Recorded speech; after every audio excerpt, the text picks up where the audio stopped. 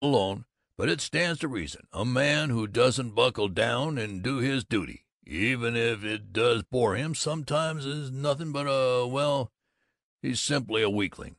Mollycoddle, in fact. And what do you advocate? Come down to cases. If a man is bored by his wife, do you seriously mean he has a right to chuck her and take a sneak or even kill himself? Good Lord, I don't know what's right man has, and I don't know the solutions of boredom. If I did, I'd be the one philosopher that had the cure for living. But I do know that about 10 times as many people find their lives dull and unnecessarily dull as ever admit it. And I do believe that if we busted out and admitted it sometimes, instead of being nice and patient and loyal for 60 years, and then nice and patient and dead for the rest of eternity, why, maybe, possibly, we might make life more fun."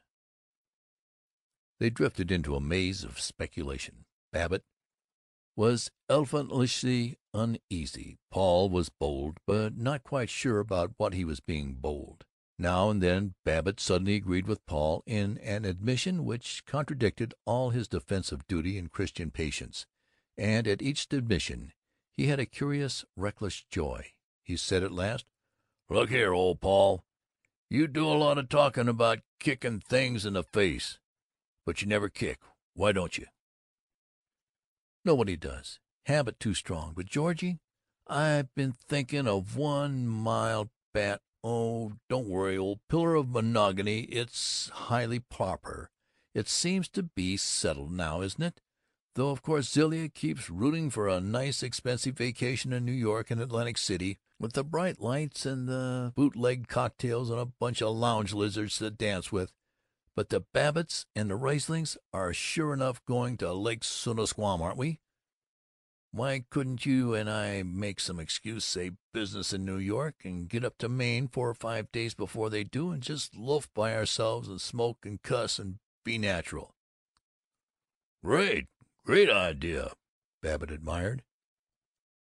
Not for 14 years had he taken a holiday without his wife, and neither of them quite believed they could commit this audacity. Many members of the athletic club did go camping without their wives, but they were officially dedicated to fishing and hunting, whereas the sacred and unchangeable sports of Babbitt and Paul Riesling were golfing, motoring, and bridge. For either the fishermen or the golfers to have changed their habits would have been an infraction of their self-imposed discipline, which would have shocked all right-thinking and regularized citizens. Babbitt blustered, "Why don't we just put our foot down and say, 'We're going ahead of you,' and that's all there is to it? Nothing criminal in it. Simply say to Zilla—" "Don't say anything to Zilla simply.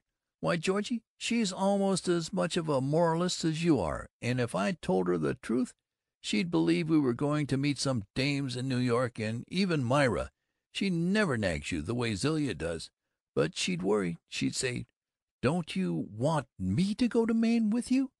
I shouldn't dream of going unless you wanted me.' And you'd give in to save her feelings.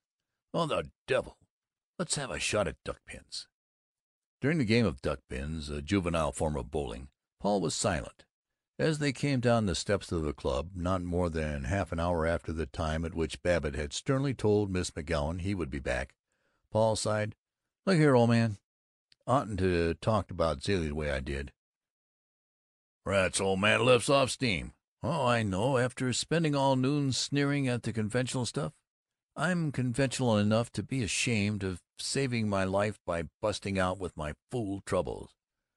"Oh, Paul, your nerves are kind of on the bum. I'm going to take you away. I'm going to rig this thing. I'm going to have an important deal in New York, and sure, of course, I'll need you to advise me on the roof of the building, and the old deal will fall through, and there'll be nothing for us but to go on ahead to Maine.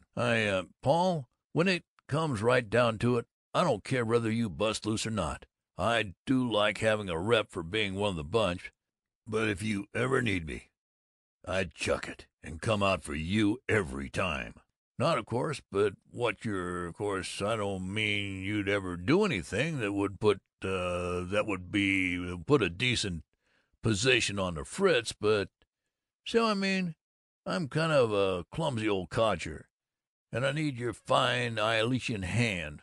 Oh, hell, I can't stand here gassing all day. On the job. S'long.